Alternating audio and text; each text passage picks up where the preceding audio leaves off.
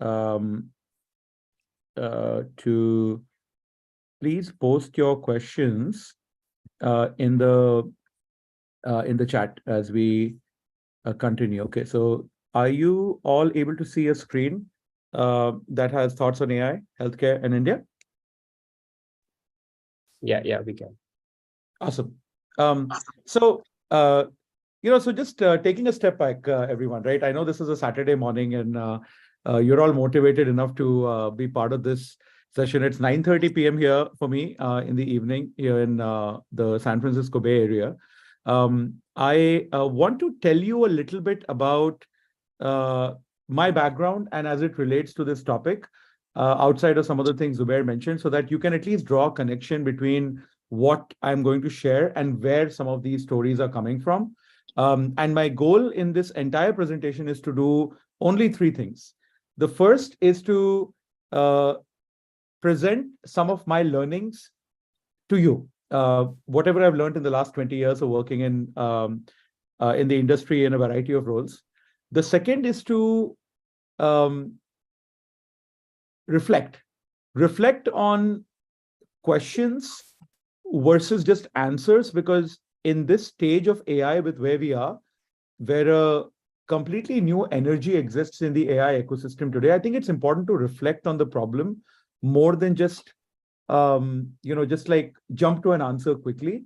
And then the third thing I'm hoping to do is to inspire you a little bit by stories of startups that are doing some amazing things in healthcare in India as well as around the world. So let's jump right in. One of the things I should mention is that before I got onto the artificial intelligence side of things with companies like Tact AI and Viso, where we've had an opportunity to work with a lot of folks from F1 as part of the community. I used to be, like many of you, working in user experience design, front-end engineering, and product management type roles at large organizations like HP, Oracle, and Yahoo. I've now been in the Bay Area for the last 10 years with the AI startup focus. But prior to that, lived in Bangalore for many years through some of these companies that you see. A lot of what I'm going to share with you is through that lens. It's through that lens of taking a journey myself from the world of... can you hear me? Sorry, you might need to mute yourself. Is through the journey from the world of engineering and product design and UX design and human-computer interaction to then product building, and then to a journey I took through more technical product marketing type areas to now what I do, which is the chief marketing officer, growth officer type of things. The dark side, as I call it. You have to grow a business with go-to-market as much as you can grow a business with product. So I'm sharing with you my lessons of about 20 years with the work I've done, with the educational journeys I've had through engineering, human-computer interaction, and then business, and also through some of the volunteering work that I do, which exposes me to a lot of entrepreneurs and startups, both in India and the US. I'm pretty active with SaaS Boomi and iSpirit, for those of you who are familiar with some of these. And I've also made some investments in generative AI startups in cybersecurity. One of the startups I invested in got acquired, and I'm very excited about Colpol, which is a edtech startup doing some fascinating things with colleges in India. The cornerstone for me throughout my work has always been about better products that improve organizational productivity and amplify human potential. And this is the third major wave of technology that I'm now experiencing. The first two being the web and mobility. Today, we will talk a lot about AI. And one of the things I'm hoping I can do by the end of this presentation is to make you think differently about AI and healthcare, not just today, not just for this weekend, but through the course of your career. I wrote a post about how everyone should think about their careers differently in the age of AI. If you go to my LinkedIn or you go to my Substack and you Google this article that's on the screen, you can read more about it. But my fundamental thesis is really that I think those of you who are starting your careers today or early in your careers, you have an opportunity that many of us didn't have in terms of how you can have multiple careers of a very different kind.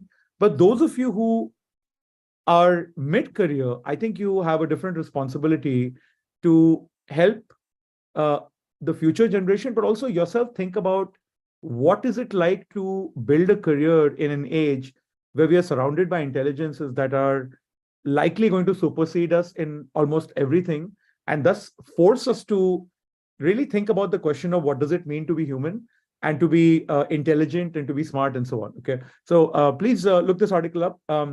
But just to start us off, right? We will not be talking about any of the things on this slide. Okay, we will not be talking about all the consumer productivity use cases that you see with artificial intelligence, because one, we all know about it as end users, and I think we've been the beneficiaries of it. But two, I think if you only look at the last 10 years of AI, you might be tempted to believe that AI is just about productivity, right? And doing things faster and doing things a little bit better with all these things that you see on your phone or in your car or whatever. What I'm here to tell you is that AI can also be this. Now, if you read these headlines, these are from the last 30 to 60 days. This is happening around the world, but it's definitely happening in the major markets of the world, including in the US and in India, that the stuff of science fiction is really becoming true with AI. So, for example, the idea that if you catch disease early versus fixing disease later, you can really help someone reverse their biological age. You could even help the generation that is on this call today. If you're in your 20s, you might very well live up to your 80s or 90s. And the generation that is being born today might very well live up into their hundreds, which is very uncommon today outside of Japan, Italy, and a few pockets. So this is a big shift, because if you add another 50 years of lifespan to the average person, we're not ready for it. You know, I mean, my dad retired from a CSIR lab in India and gets pension from the central government, right? That entire model was based on people retiring at 60 or 65. When you're able to work into your 70s, what happens then? Okay. If you think about heart disease, diabetes, and other diseases which are very prevalent in the US and in India, the idea that you can catch blockages years before it happens, imagine what that can do to the millions of families whose family members have had heart attacks. And then think about the pandemic we just went through. The global contract of cooperation that existed in the AIDS era actually failed during COVID, right?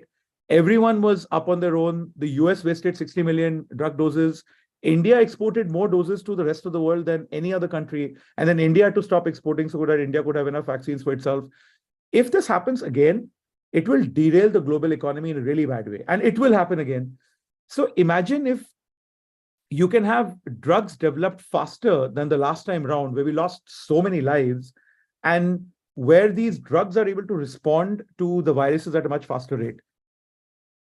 My hope in talking to you today is for you to really think about the potential of artificial intelligence from a design or product lens much more broadly. We are talking literally about changing lives, saving lives, and changing how things can work. So if you are considering working in healthcare, consider it seriously, because you will always feel happy working in healthcare for the impact you're able to create. And if you're frustrated with healthcare, well, the best part is that generative AI and new forms of AI are here to help. Okay, so let's now jump into what we'll cover in the next 30 minutes. The first part I'm going to cover very quickly, but I think it's important for us to have the right mental models for the age of AI, because if you think about AI like this mobile phone, then you're making a mistake. The mobile phone changed only some things about us. It didn't change that many things about us. And as compared to the way the mobile phone was for the computer, it was a big shift. But the shift with AI is going to be a different kind of shift, and I'll tell you why. After that, we'll talk a little bit about just the healthcare ecosystem, because I think you may have already uncovered some of this during this conference, but I think it's important to know that we always solve problems for a certain type of audience, right? For a certain type of consumer, a certain buyer, a certain provider. So it's important for you to kind of think about that. And I'm going to talk a little bit about some of the things that make healthcare challenges in India a little bit unique. We will talk briefly about some startups. I will not be going into a lot of detail on these startups, but I want to give you a sampling of the kinds of things already happening. and where you should be thinking about getting in on the action. And in terms of product and design opportunities, especially with AI and generative AI, this is a fascinating topic. In having worked in user experience design for almost 8 years, before 2010, in the start of my career, I can tell you one thing. There were things we all wanted to do then that are only happening today and only possible today.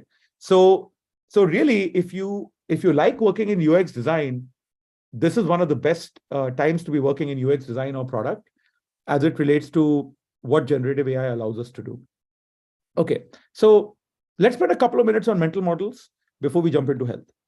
Now, when Mr. Pichai made this quote many years ago, I looked at it and I said, well, it's cute and it's clever, and it feels a little bit like a cliche, right? To compare AI to electricity or fire. But I went to this thought experiment that I'd like to share with you about why this statement is so profound. Because none of us on this call, unless there's someone on this call that's 200 years old and is hiding your real age behind an avatar, everybody in this call knows what it's like to live through generative AI. Maybe some of you have lived through mobility. Maybe some of you are older like me, and you were already in your early 20s when Telnet arrived and the internet arrived in India at that time. But none of us know what it was like to work and live in the age of electricity and fire, right? So let me propose an idea to you. If you look at fire only as something that you use to cook food or to keep yourself warm in winter, then you're forgetting that for our ancestors, fire was a real game changer. Because before fire, you didn't have a sustainable way to get warmth. You couldn't cook food, so you had to eat what you could get. You couldn't do sustainable agriculture because you couldn't clear large tracts of land. If you had wild animals around you, you couldn't defend yourself against them. And you certainly couldn't have a campsite, fireside chat because there was no fire. So fire changed that generation of our distant ancestors in a fundamental way. It allowed them to actually build the unit of family and the unit of community in a different way. So going back to my earlier comment about socio-cultural catalyst, fire changed the way society worked and it changed the way culture worked. AI is going to do the same for us. Let me give you another example from the age of electricity. Now, this photo on the extreme right is probably from New York about 100 years ago. Those of you who've been to New York or any city like New York, like Bombay or London, you will agree that the level of energy in those cities comes from electricity, energy consumption. You know it when your plane is landing, right? You immediately know it when your plane is landing, whether you are entering a big city or a small city. Before the advent of electricity, there were no evenings truly, right?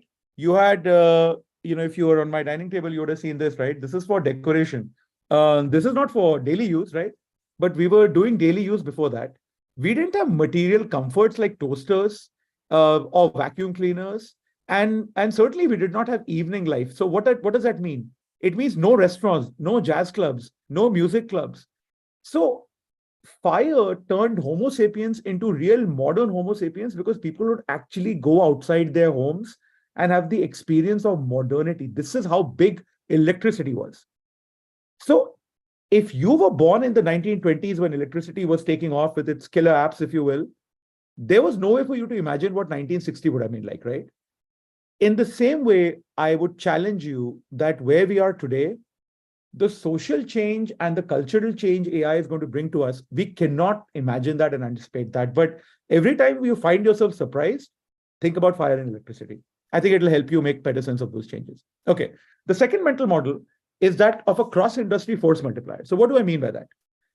Do not think of AI as a technology or only as an algorithm or as a model that's running on data. That is a honeybee's way to think about it. You have to have a honeycomb way to think about it. And what I mean by that is that the real power of AI is that it will affect battery technology, cloud computing, gene sequencing, robotics, and reusable rockets in the same way.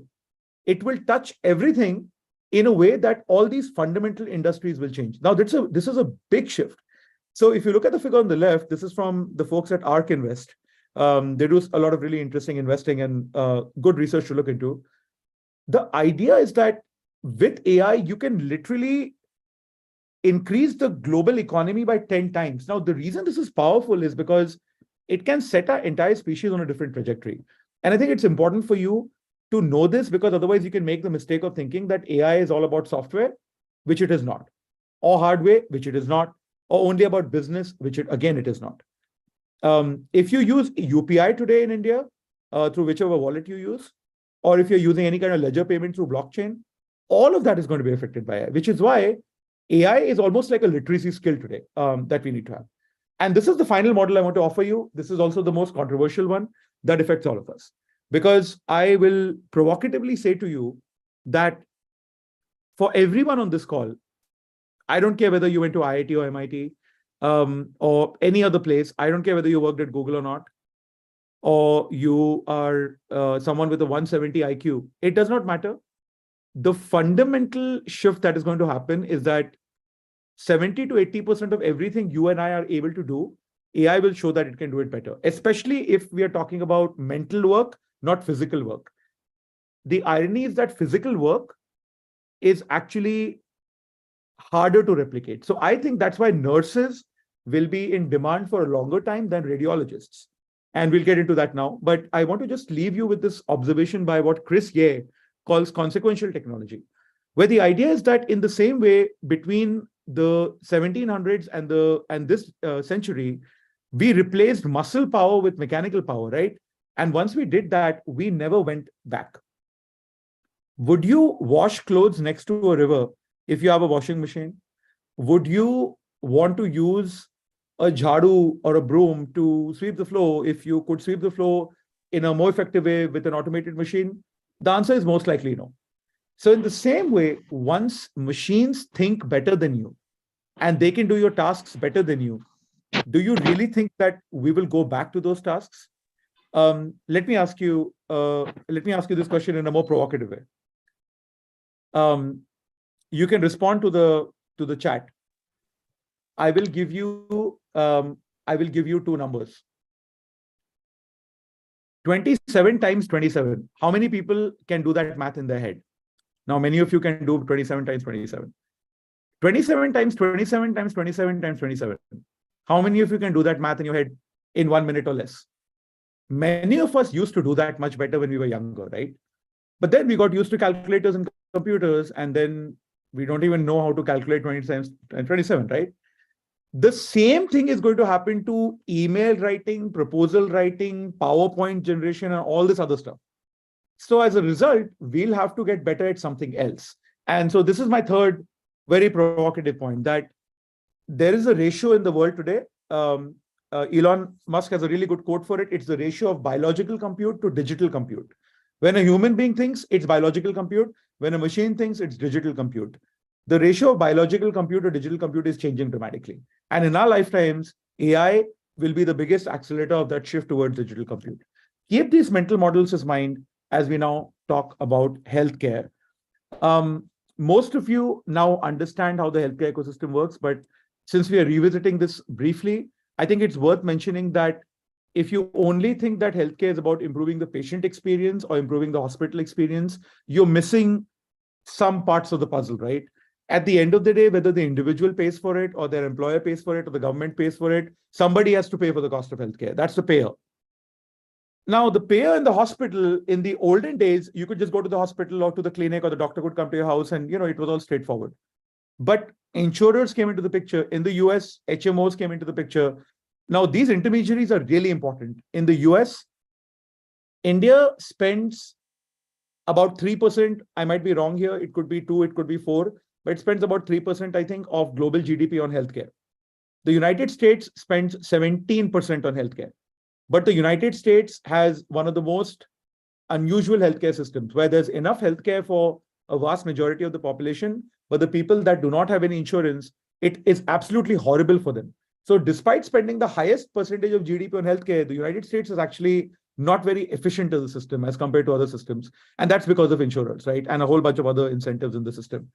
I think it's also important to mention that if you're thinking about healthcare, you should definitely think about the supplier side and the producer side. So all the innovations that can do to make the life of medicine producers and pharmacies and pharma companies easier, as well as all of these kind of intermediate, like not intermediaries as in insurers, but these like suppliers in between. So I wanted to show you this because you can understand most global healthcare systems through a lens of this kind. Now, before I show you some examples of startups that are doing interesting things in healthcare, and before we talk about product design challenges, I want to leave you with one important thing, which is that you should know where the adoption is already happening with AI, because that will help you make better decisions, even for your careers, or if you're in an organization where you're just trying to think about, hey, if I'm a healthcare organization or non-healthcare, where do I apply AI? Let me show you two important graphs. This is research by McKinsey, which is relatively recent, around when you're trying to drive growth and reduce cost. The two reasons why a business wants AI. Drive growth, reduce cost, improve the experience, right? It all comes down to that. Service operations, service delivery, product innovation, and automating service through contact centers. These areas, among all the areas, have slightly higher levels of adoption right now. This is not to say that you can't do other things with it, but it's important to know that across industries, if you're in a service role, service can also mean sales and marketing sometimes, or if you're in a product development role, there is already a lot of adoption happening. These are some of the higher areas. And within that, I wanted to just mention that, it's important that if you compare service and product development with marketing and sales and supply chain, with human resources, with other functions, human resources right now is the least exposed to AI in many ways, and so is corporate finance. But if you happen to be on the go-to-market side of a business, or if you're in service or product delivery, your job will depend a lot on how you embrace these AI tools or co-pilots or whatever you want to call them that are coming your way, because this is already happening. And if any one of you are interested in more research around this topic about what is getting disrupted, why, I won't cover it today, but reach out to me and I can tell you who's doing good work in it.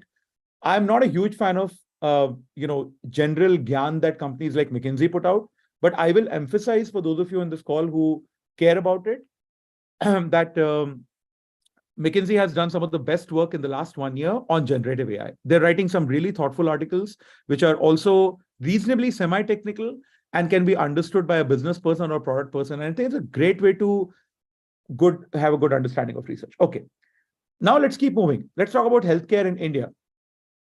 These are some of the reasons why AI in healthcare is so important. So there are two lenses. One is protect and preserve, and the other is grow. Let's talk about protect and preserve. We have a 1.5 billion population in this decade, and some of our numbers are better than others, but some of our numbers are a little scary. For example, 2/3 of our population lives in rural India, but only 1/3 of our healthcare workers actually work in rural areas. That means that we do not have a scalable human way of delivering top quality healthcare to rural areas without a fundamental shift in the problem. This is where AI can help. Second, 63% of people in India die, which is again 2 out of 3 people die in India because of non-communicable diseases. Every one of us knows someone who's died because of a heart disease, diabetes, or respiratory diseases. These are more common in India than in other places. And all of these can be detected much earlier. If you can detect non-communicable disease earlier, you can just save millions and millions of people in India.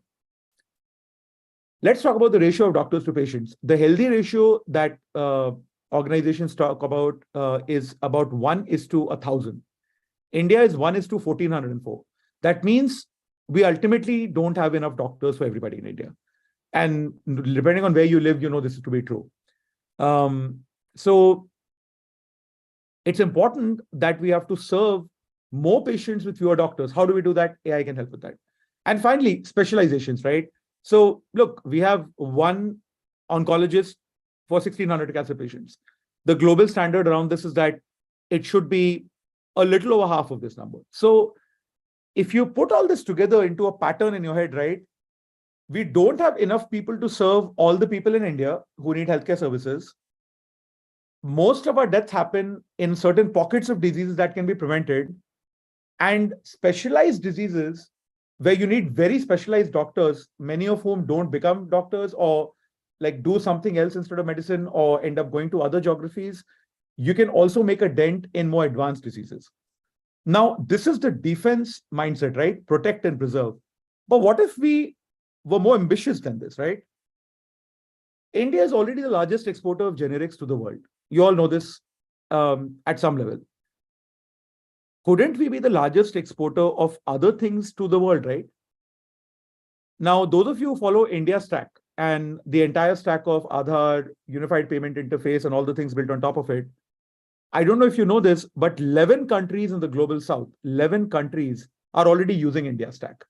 Last week, I hosted for dinner the guys from iSpirit, including Sharad Sharma, and he was telling us here in the Bay Area that 40 countries are on a waiting list right now, 40 countries to use India Stack, because they all want UPI, they want frictionless payments, they want data protection, they want other things. I mean, there's some fascinating things happening in India right now around data protection, data governance, and and so on and so forth.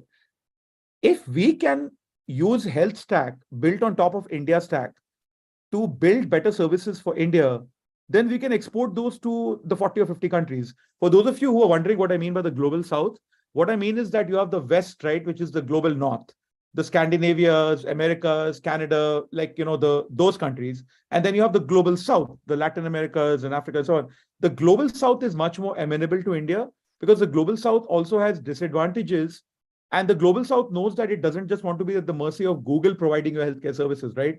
So there is a little bit of politics, but I'm also happy to share with you that France right now is the first country in Europe that is, Macron had a lot of these folks over, and they're very excited about using India Stack. So imagine if India goes from defense to offense in, or whatever the analogy of that, this is a football analogy, but the analogy for that is in cricket. India can not just protect its population, India can export healthcare models to the world. And thus, if you're making in India or you're making anywhere, but you're working with India, you can actually serve the planet with healthcare. I'm actually very excited about this possibility. Now, to continue on the clip that we're in, let me expose you to a couple of interesting startups and how to think about AI startups. And I want to make sure that I cover this next section in the next 15 minutes so that you have time for questions. Please put your questions in the chat. I'm happy to take them up from there. If you don't, and you just want to open up your camera and ask me a question, you can do that as well. This is meant to be interactive. Okay, so let's talk about startups. But first, you need to understand how to think about startups. You don't want to just think about them as, oh, here's a startup doing one little thing better. So the graph on the left is how Sequoia looks at it. The graph on the right is how other investors look at it. But let me start with the left. When you engage with a patient, you're managing documentation of patients, when you're making better decision-making about your patients at the point of care, a lot of that is thought of as front office. These are examples of the dozens of startups that are already doing interesting work on the front office, especially with generative AI in healthcare. And then you have the back office, right? So this is about billing and about authorizations and about managing the revenue cycle for organizations in healthcare. This is also really it's a messy area. It hasn't had a lot of innovation. So one way to think about startups when you evaluate them, and this is very helpful in healthcare, but also in other domains, is it a front office startup or a back office startup, and what exactly are they doing? Because it'll help you understand the value proposition. It's very easy to be taken away by oh, this looks like a cool idea, but you have to think about whose problem does it solve? Why does it solve that problem? And is this a sustainable business model that someone is willing to pay for? Now, the graph on the map on the right is an interesting one because there are things in here that you would normally not think about. For example, notice in the top right, in the top half right, remote patient monitoring, decision support. These are all new kinds of startups that have come out, especially after COVID happened. So you can take a look at this, later. I'm not going to walk you through it, but just as an example today, right? Even in just life sciences, better drug discovery, deeper drug discovery, you will find that there's already 7 billion raised for better drug discovery through AI startups. So we are talking about a 100 to 500 billion dollar global market just for generative AI startups. And the reason why this is an exciting area for those of you who want to do startups is because, remember, anyone graduating out of college today can build an HR tech startup. No offense. Tech startups rarely have a moat. You can easily build a talent acquisition product and say, oh, I'm going to help you manage resumes and all that. Somebody will be successful, but to all the startups in HR tech, I always tell them, your moat is not your product. Make something else your moat. But in healthcare, that's not true. If you go into healthcare and you get even a couple of institutions, you can build $1 billion business in healthcare more easily because the barrier to entry is much higher. And that also means that you're dealing with higher quality problems and higher quality solutions. Okay, now let's go through some of these very quickly. You don't have to remember any of these names, but I'm exposing you to where the excitement is. What I'm going to show you is some of the hottest startups in AI in healthcare. Hippocratic AI, large language models for healthcare, GPT-4, Llama 2, Falcon, open source models.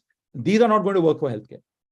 You will need more purpose-built life science or healthcare-focused large language models. Hippocratic is a good example of a company doing this work. Keep an eye out for new LLMs for healthcare. This is a great area of innovation. If you have this idea, any investor will talk to you today.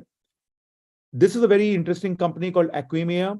What they do is they use a combination of quantum physics algorithms and also generative AI to discover new molecules faster. Again, very cutting edge and very interesting. Generative AI meets physics. Look them up. US-based company. Navina is something we can all relate to, right? That at the end of the day, a doctor or a patient or a hospital or a pharmacy, they all have too many sources of information. Your data is in too many different places. They're bringing all that together so you can get a single view of a patient. This problem sounds simple, but it's been historically challenging to solve, and generative AI is bringing in new interesting kinds of things in it. It's not as defensible, I think, but some company will become a multi-billion-dollar company just solving this problem of bringing all the patient data in one place. Suki was started by the former Flipkart guy who's based here in the Bay Area. This is one of the simpler examples, but it's an interesting one. It's the idea that doctors, for every 1 hour they spend on patients, they spend 1 hour on admin work and they spend 1 hour on just trying to collect data. And all that stuff is a waste, right? You want your doctor to spend time with you or with patients like you, not in front of their computer. So what Suki does is, Suki is an AI assistant for doctors that gives them clinic history and such in a faster and a better way. Interesting startup to check out. Niramai is an Indian startup. Some of you may have heard of them. They just got the US FDA clearance for their medical device product. It's an amazing AI product for breast screening. And it is a startup that I've been hearing a lot of good things about. For those of you who are looking to work in the India market with an Indian startup, look up startups like Niramai. Look up startups like Sigtuple, where this one is focused on pathologists and helping critical patients. I'm going to share with you one of my favorite examples. Many of us have been thinking about this for the last 20 years, right? Can you have friendly robots or companions for the elderly, especially in societies where there are not as many strong family bonds and elders or grandparents may not live with their family? There's many societies like that. India is also slowly, developing a culture of what are these things called? Old age homes and so on, right? Now, the reality is there's only so many humans to serve all the senior citizens out there. Ellie Q is a really interesting product because, one, it's an iPad and a robot together. And this robot that you see with the lit face, it talks to you, but it doesn't move. It just sits there around you. But the way it talks to you, there's some very interesting human-like emotion that you can see in just the way the lights and the colors work. So, I went through a bunch of startups really fast for you, but I wanted to give you a sense on the pace of innovation that is happening on multiple fronts right now. So now let's get to the practical matters, right? product design opportunities and challenges. I'm going to do a build on this slide. Let's first talk about key areas of innovation as it relates to India. The first is on the patient side.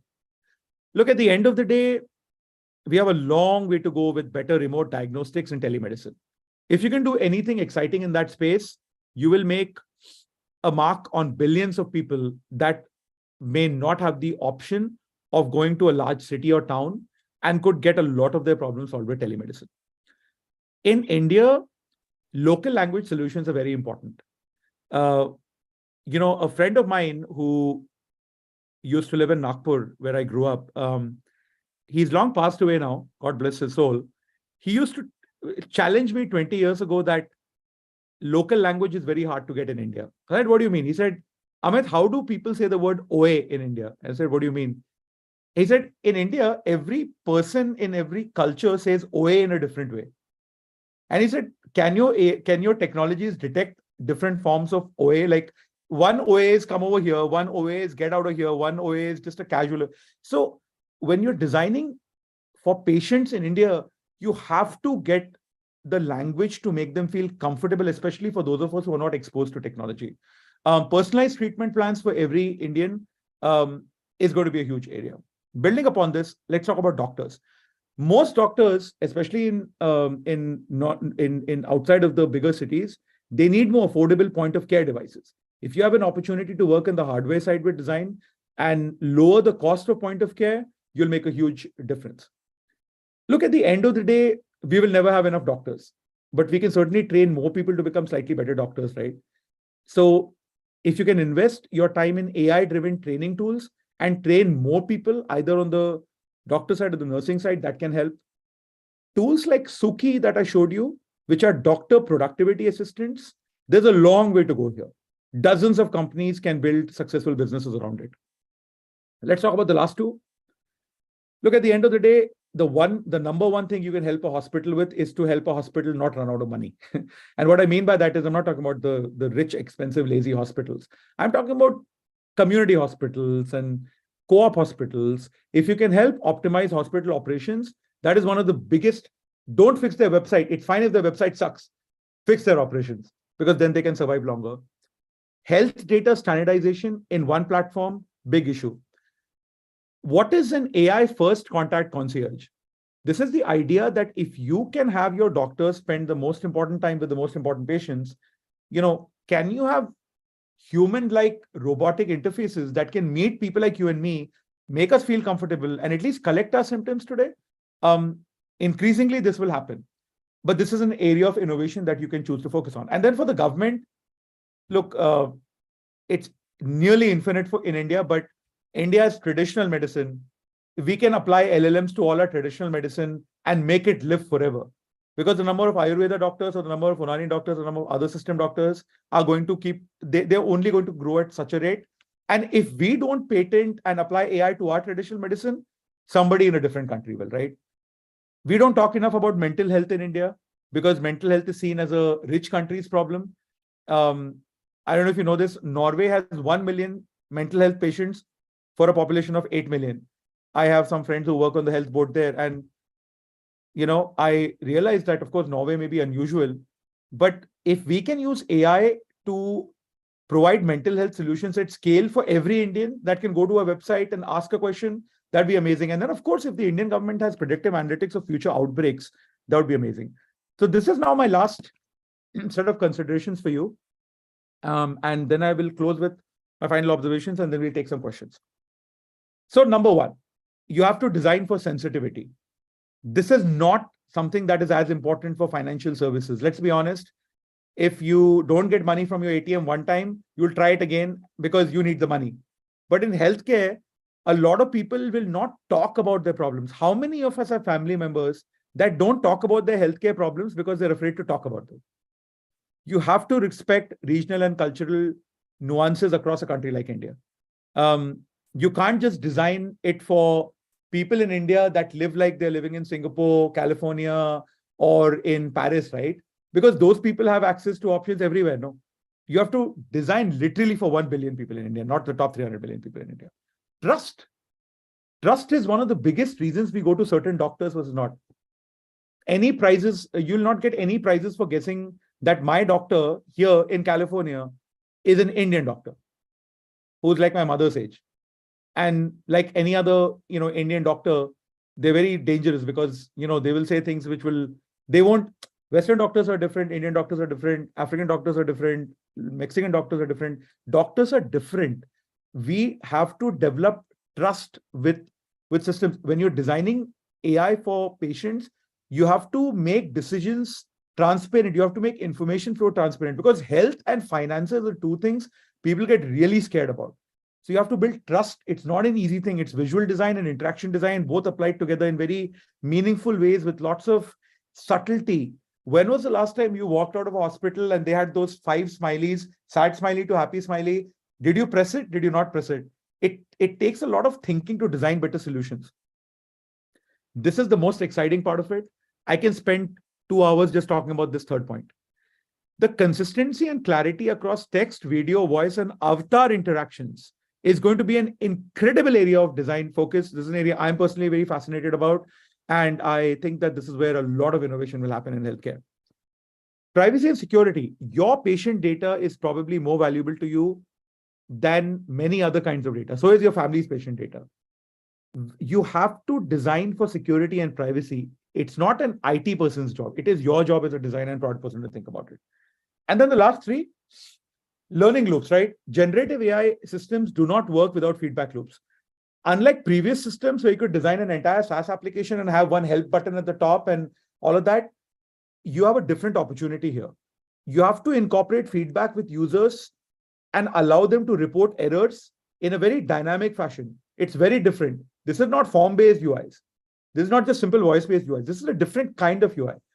Those of you who've played with Perplexity versus ChatGPT, Perplexity is a great example of how dynamic UIs can emerge, where it's a text UI when it needs to be text, it's interactive when it needs to be interactive. This is going to be a huge set of design considerations to design for. And accessibility, I think all of you understand it, so I don't talk about it. So let me end my presentation and open it up for questions now. This is my concluding slide. In summary, AI should be thought of in 3 more ways.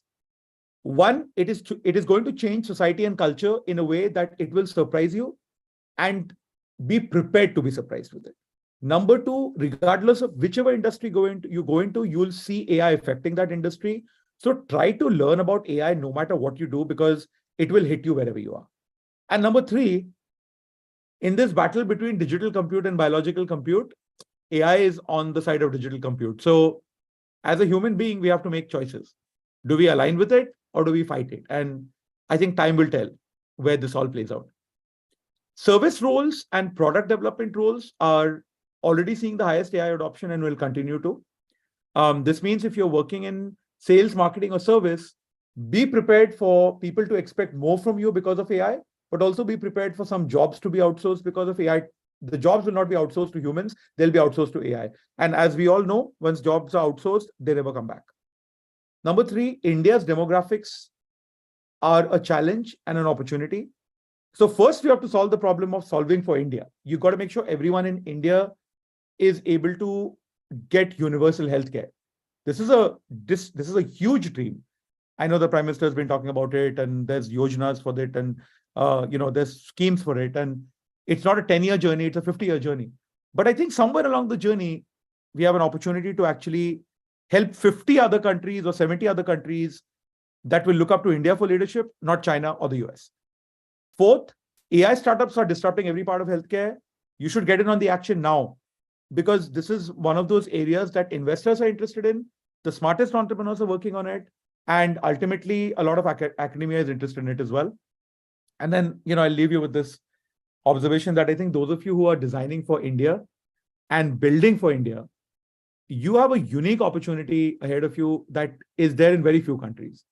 And I hope you're able to embrace it through programs like the one that F1 has put together with this festival.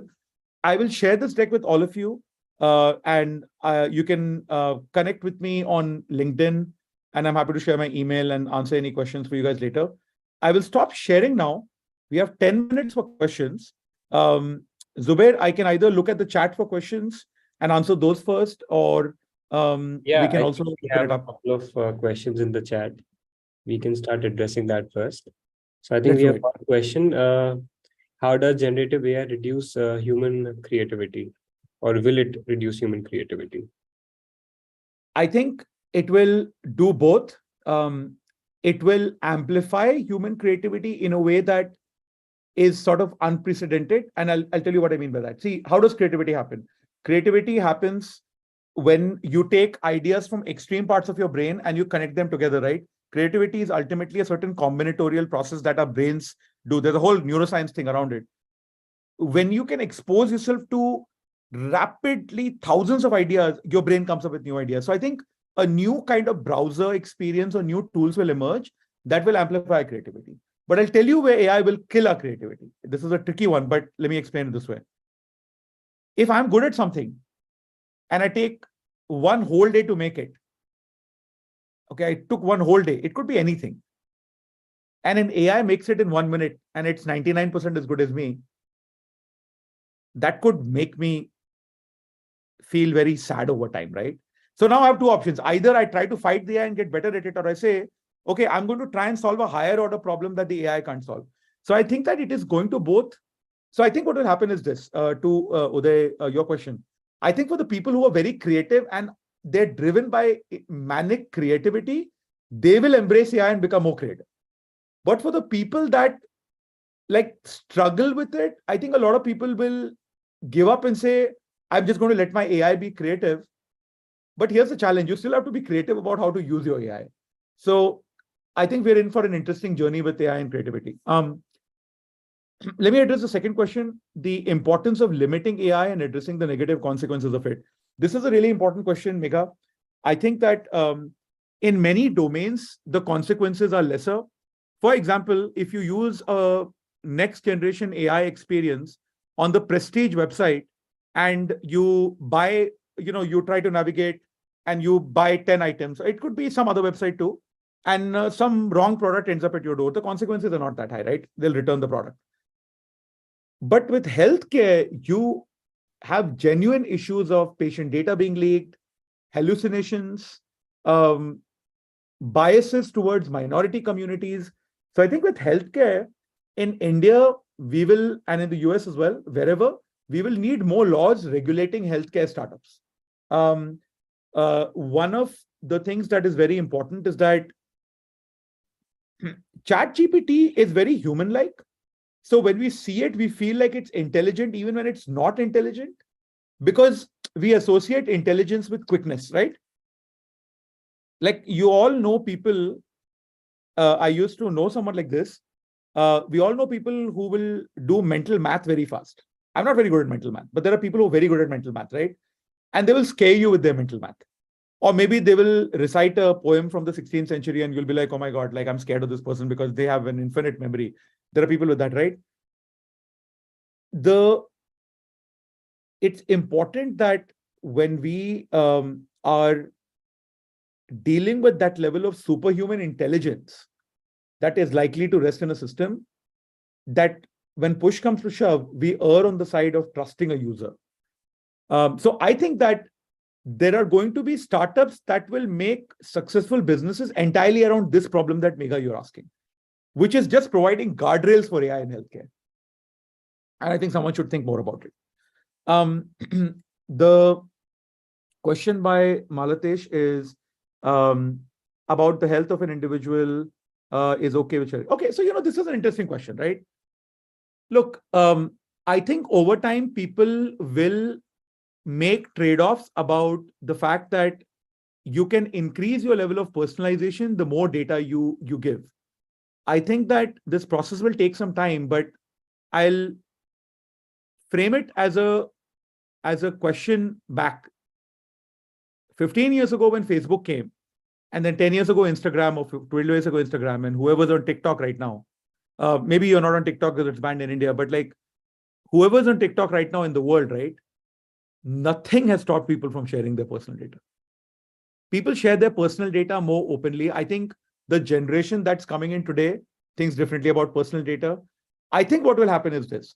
The moment AI starts showing you that it can actually make a material change in you. Like, let's say you suddenly realize that your lifespan got expanded because of something that AI did for you, you'll get more comfortable sharing privacy data. Now, that means that many companies will use dark interaction design patterns to get patients to leak their data. This is why, as designers, it's even more important to keep reminding an individual that your data right now is likely going to end up in a system where it could get shared with other systems. I think one of the things we have to get smarter at is letting a patient know where else this. See, credit cards today, if your credit card data gets leaked and some third-party provider leaks it somewhere, you know about it, right? The same needs to happen to health data. Today, the problem is our health data is in files and it's crazy. We don't even have portable health data in like most geographies. In terms of app solving multiple problems or focusing on one problem, this is a great question by Santosh. My quick response to this is that the best way to start a business and enter into a new category is to solve one problem really, really well, and then expand from that problem. Now, what LEQ is doing for older people is interesting. What makes it challenging is who's going to pay for it? Is it the older people? Is it their kids? Is it the healthcare system? Is it the government? So one thing I would say is that depending on the problem you're going for, try to solve one to begin with. But if you find that but don't design your platform to solve only one problem. Feature-based startups over time will always get killed or absorbed by platform-based startups. Yesterday, Loom got acquired by Atlassian. Why? Because at the end of the day, Loom would have been commoditized. Come on, you all know this. A video recording tool, any one of you can design something like Loom or better, right? But can you design it to be $1 billion company? And that's why I think it's important that if you solve too many problems as a new startup, it's very risky. And identifying a beachhead segment is very helpful, meaning a first segment. So even if it's old people, you have to think about old people where, which geography, old people in which income, progressive old people or progressive children of old people, or like traditional old people. It's a hard problem, but that's what you've all trained for, right? With design research and so on. Shazli, your question about designers and the skills and knowledge, what I would say is, this is going to sound a little controversial, but I don't think your design skills are going to be the limitation. It's going to be your thinking skills. Because what has happened in this era is that visual prompting and text prompting is the language through which we talk to these intelligences, right? So if you think of it as LLMs or ChatGPT, they're intelligences, superior intelligences, which will get better and better. I mean, imagine ChatGPT 5, what it could do. You need to know how to talk to it, train it. It's almost like talking to an alien or talking to, I have a nephew here in the Bay Area.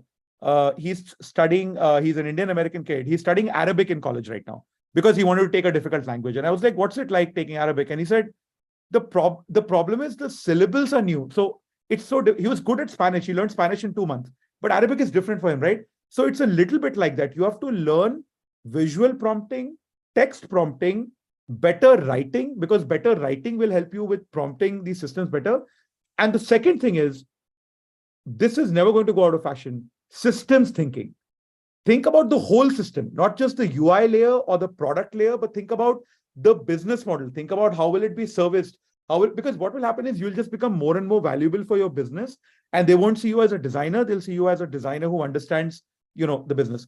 The last question from Priyanshi, and I'm happy to take a few more questions, but designers without a background in healthcare potentially leverage the potential. Okay, so this is a good question. A practical answer to this is, don't try to get a job in the most advanced healthcare startup.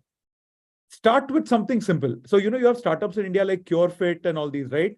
Like, which are helping you with personalized nutrition plans and an assistant for everybody to help be more healthy and all that.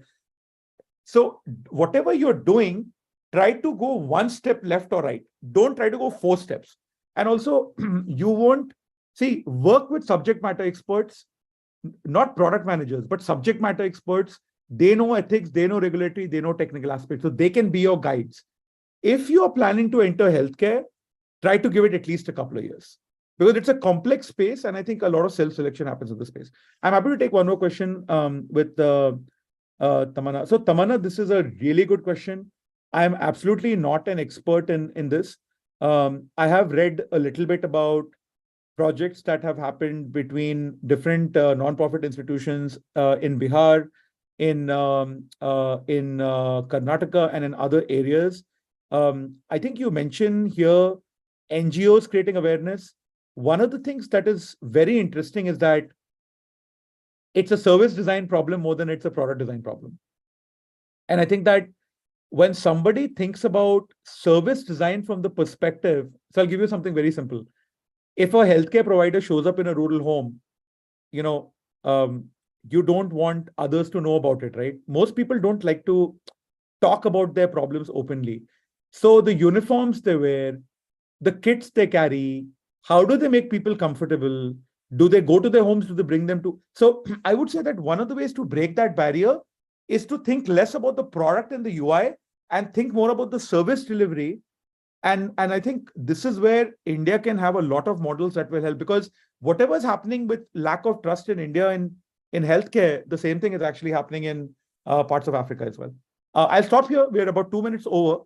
But please feel free to connect with me and send me any questions you have later. And I'm happy to point you to people that could answer some of your questions, especially if they're in specific areas of healthcare that are outside my specialization. But thank you once again for the opportunity.